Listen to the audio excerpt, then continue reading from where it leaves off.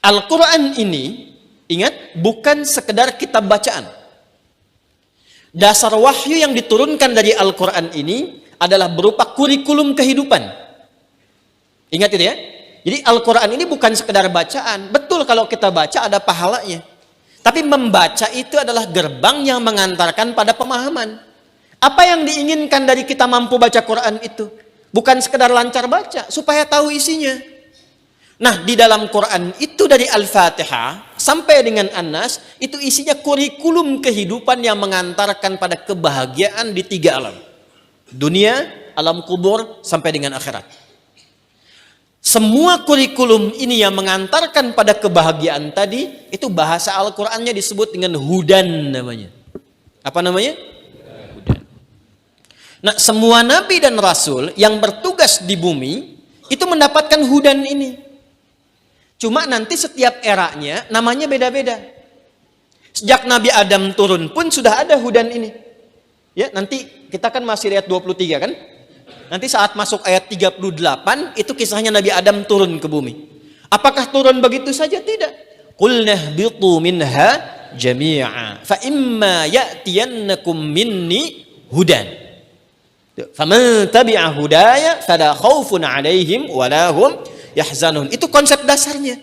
Kata Allah, aku menginginkan semua hambaku yang berkehidupan di bumi ini semuanya harus bahagia, harus senang dan tenang. Saya sering katakan dari dulu, konsep dasar berkehidupan di muka bumi ini semuanya tenang dan senang. Jadi di rumah tangga itu menyenangkan, di pekerjaan itu menenangkan. Dasarnya begitu. Nah, kalau ingin dapatkan itu, buka kurikulumnya, hudannya. Di era Nabi Adam sudah ada, Nabi Nuh sudah ada, Ibrahim sudah ada, bentuknya sohof. Sohofi Ibrahim wa Musa. Kan? Di era Nabi Musa ada, disebut dengan Taurah namanya.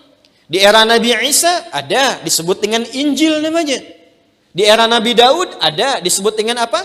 Zabur namanya. Itu untuk umatnya yang berkehidupan pada masa itu. Di era Nabi Muhammad, sampai akhir kehidupan, sampai akhir zaman, maka hudannya disebut dengan Al-Quran. Jadi Al-Quran ini, itu pedoman hidup. Mahal itu.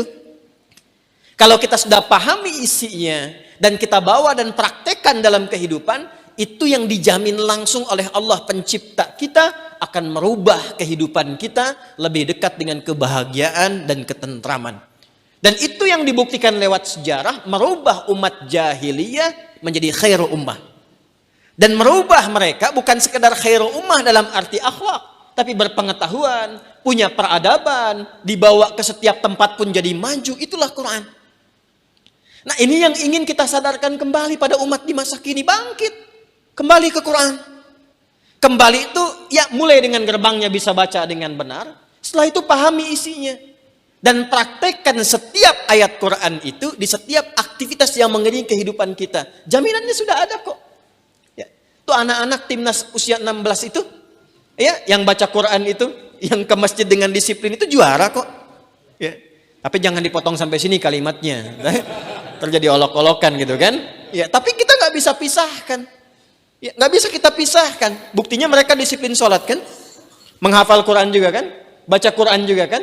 Artinya apa? Baru baca ada jadi juara. Apalagi paham isinya gitu kan.